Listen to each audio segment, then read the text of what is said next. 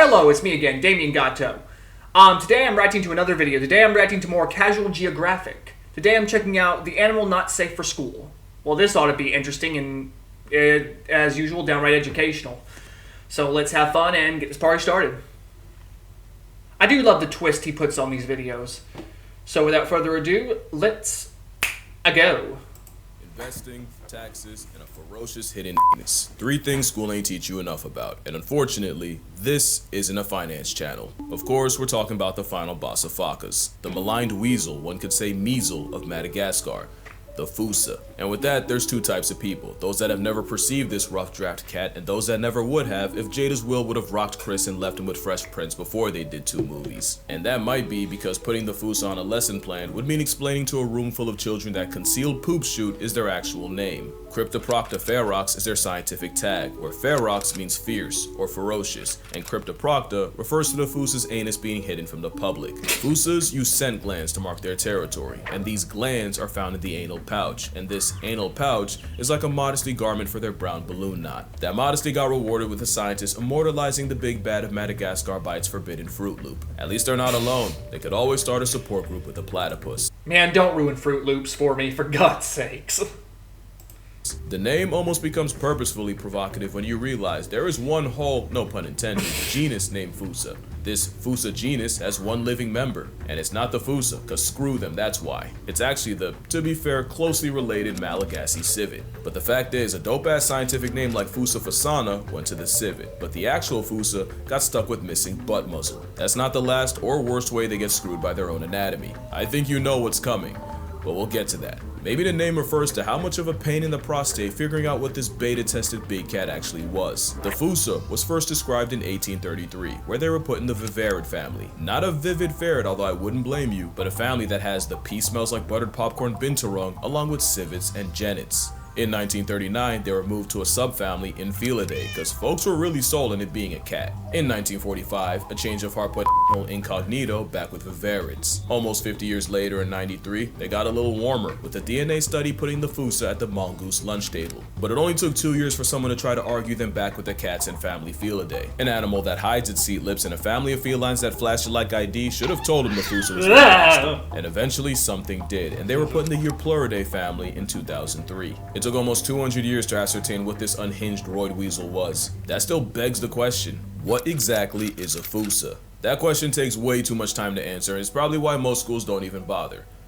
So obviously I'm going to try to do it in a minute with no teaching degree. So, with Order Carnivora, there's basically 2 teams, Team Cat and Team Dog. Team Dog, Caniformia, is basically all the animals you think are dogs, and you got your pinnipeds, the raccoon family, your bears, and the weasel family, aka the animals that think they're bears. Team Cat, Feliform are, well, cats, hyenas, and the mongooses. The Fossa is on the Feliform side, and their family Eupluridae is full of animals you've never seen before. If you can name this, you're either lying or you're better than me. The Fossa family shares a common ancestor with the mongoose mafia Herpestidae, and both of them are distant cousins with the hyena family. So even though I'm pretty sure I called it a weasel twice, they're actually on opposite sides. In fact, when you think about it, mongooses are the weasels of cats, and weasels are the mongooses of dogs. Eupluridae has other Madagascar predators you've never heard of because King Julian didn't scream their name loud enough. They include 6 types of Bonceras, like this ring-tailed right here, and also mongoose members like the brown-tailed and the broad-striped. But like I said, the closest living relative of the Fossa is the Malagasy civet that snatched its chain and took his name, but best believe the Fossa gets the last word. So what is a Fossa?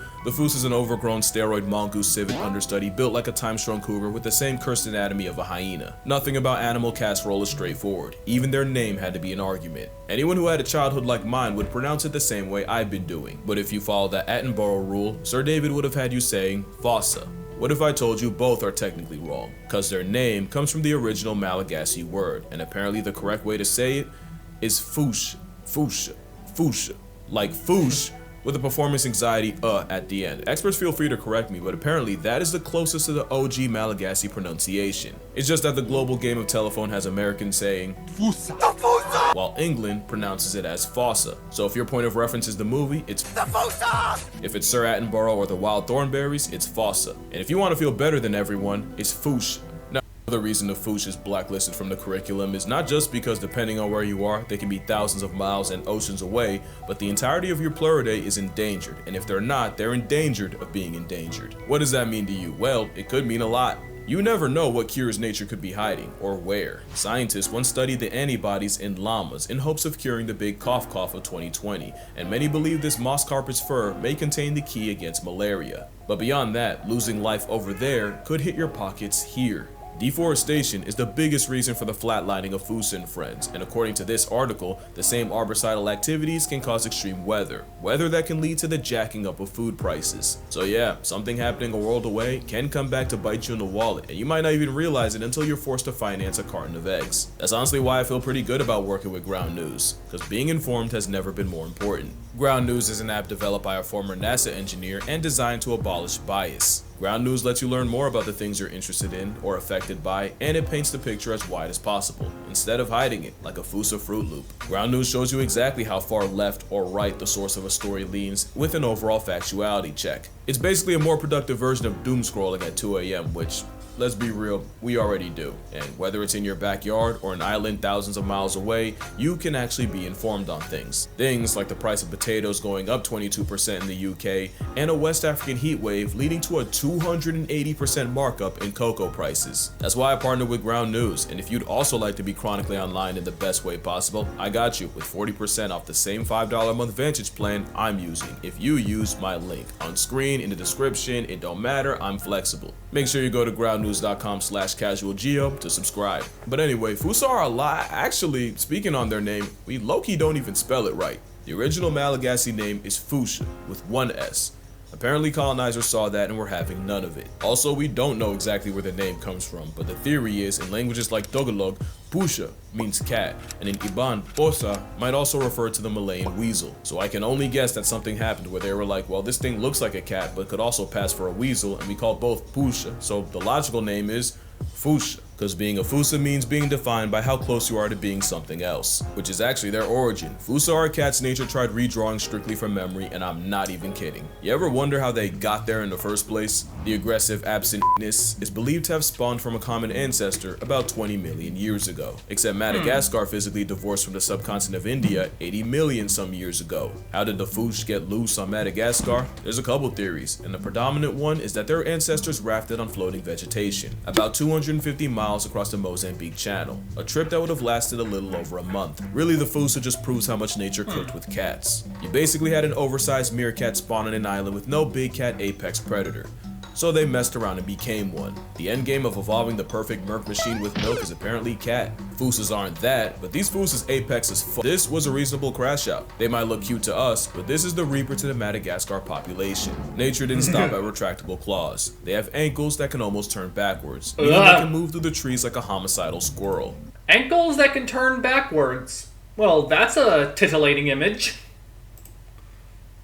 It's not enough that they'll run you down on land or tree, but they'll often tag team prey, with one Fuchsia chasing prey through the trees, weaponizing predatory parkour to force them on the ground, where Fuchsia number 2 hawks them down. The entire jungle is food to a Fuchsia, even their closest cousin. There was an actual problem, where researchers were trying to study the Malagasy civet, but Fuchsias kept following trap lines and eating the captured animals. Fuchsia move on their own timing, literally. They're cathemeral, meaning they're active whenever they feel like. There's no combination of numbers on a clock when a Fuchsia can't strike, which is why their main personality trait is inflicting primal panic in lemurs. Not only is half their diet lemur meat, they'll straight up rip sleeping lemurs out of napping spots. They tell stories about the Fuchsia. This is their Freddy Cougar. That is one bad motherfucker. She-fucker. That is a she-fucker, and they're named after the sound they make in the face of a Fuchsia. Oh shit, fuck. Because Fuchsia... That's actually funny. I'm sorry, that's just funny. Interesting way to come up with that name. That didn't get me at first until I thought about it. Sorry about that. Sometimes some of these facts take me a minute. will eviscerate them, with scientists finding Faka's life deprived with their intestines ripped out. Fusa will flatline anything lemur, even the ones weighing nearly as much as they do. You think they give a Faka? No, they take them, straight off the census. She Faka, he Faka, you Faka, and in Fusa's eyes, anyone can get it. Millions of years being marooned on an island does things to you, and one of the consequences is Fusas do something no other mammal does. The following is strictly for educational purposes. That being said, it might just be time to put the kids to bed. Fusas can't change from girls to guys, but boy do they do everything to convince you otherwise. Fusa go through transient masculinization, where they develop the same pseudo-situation hyenas got. Except with them, it involves a young female Fusa Flitterus growing large enough and spiky enough to make them anatomically identical to a male. They'll even release the same musky orange product males do. The difference is, where hyenas have to pass kids like a kidney stone, eventually the Fusa's baby-making business end goes back to normal. But for a time, you really can't tell male from female. And that might just be the point. There's some things about this freak-off ferret that makes being young, female, and Fusa the worst combination. Female Fusas are highly territorial, because they'll make love in the same tree year after year, call it the tree of life. And Fusa foreplay involves the female sitting high up in the tree, with starving males down below competing for her time. Now the thing with Fusas is, the female will spend nearly a week in the tree, where she'll be visited by several males. 4, 5, sometimes 6, 7. Some yellow lights don't get ran through that much, and there is no honor system. Males will often climb up the tree to shoot their shot, while the female's already physically occupied by another. If they had used this information in the Madagascar movies, that would have been one R-rated flick. So yeah, it's a Fusa freak-off free-for-all. Imagine the ones from the movie, but instead of feeding for food, they desperately fall over each other trying to make a baby mother. Which might explain the gender bending. Young females can get put on a shirt by an older vindictive female, and put in a hearse by a horde of hormonal males. This can really be a problem since apparently males can't tell when a female is ovulating, so they just keep trying. Which could kill an inexperienced female cause, well, they're not the only ones with some nonsense in the nethers. Fusas hold a world record, and that's having the largest penis relative to body size of any mammal. They somehow beat out the tapir, and I've seen one use his as a tripod and a back scratcher. But I guess a 30-inch animal dragging a nearly 8-inch nectar dispenser is notable. Educational purposes, I swear, because the sheer coital competition is why Fusas are hung like an adolescent donkey. They also have a baculum, which is a bone to allow the male to stay in the game as long as possible, even when the coach, other players, and even ref want him out. And not only that, they also have backward-facing spines on their procreation pickle, which makes retraction not impossible, but incredibly uncomfortable to watch. Can't even imagine how that feels.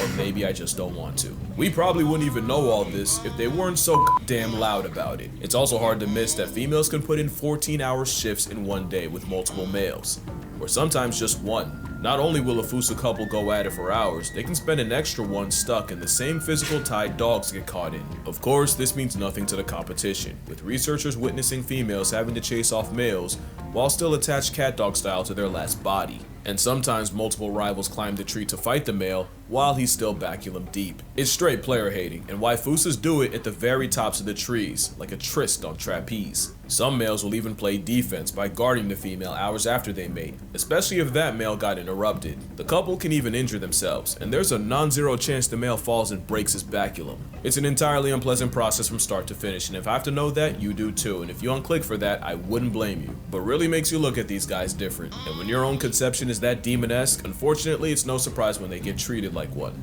In Malagasy culture, there's something called fadi. My understanding is fadi are spiritual beliefs Malagasy people live by, basically cultural taboos ingrained into their society. For example, eating with a hat on, considered fadi, and the punishment is baldness. Eating while standing is fadi, and the penalty could be famine. There's hundreds of examples of fadi, and one of them actually protects the Fush. It's said that Fusas will feed on the long-expired bodies of ancestors buried in the forest, making it fadi to eat Fusa meat. But Fusa have some other freaky folklore about them, like one that says they crawl out the forest at night to steal babies straight out the cradle. Another legend tells of Fushas licking a sleeping person to put them in an unbreakable trance so they can disembowel them. Another says the Fusa's smell is enough to drop chickens dead on the spot, literally instant death through mustiness. So yeah, lemurs aren't the only things with thumbs that don't think much of the afterpick of an anti-drug PSA for predators. But of course, the Madagascar murder mongoose is almost zero threat to humans.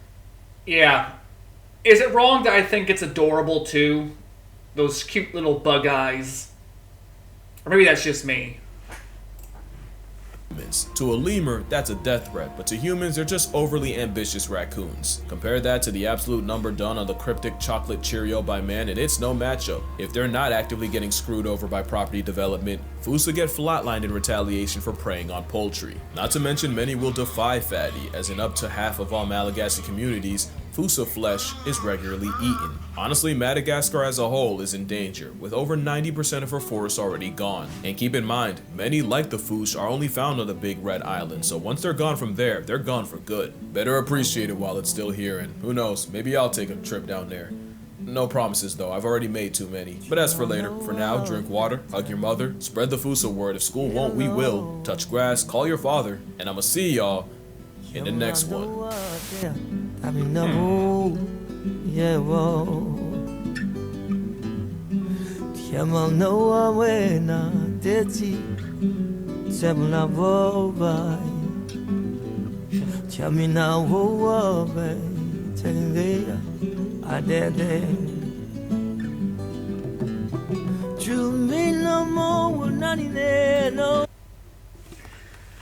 Well, I have to say that was interesting, and I have to say downright informational on the subject. I knew what the Fusa was, but I didn't. Well, to be technical, be honest, I didn't know what this animal was at all. The only thing I remember the Fusa from is from Madagascar's, I think Madagascar 1, yeah, that one. But that's as much as I knew about the animal. But just saying, interesting info. But their mating process is not something I really want to think about. But besides that, hope you all enjoyed this as much as I did. Hope this was I hope this was as educational for you as it was for me. And I hope you have a nice stupendous day. Hope you all take care and still stay classy.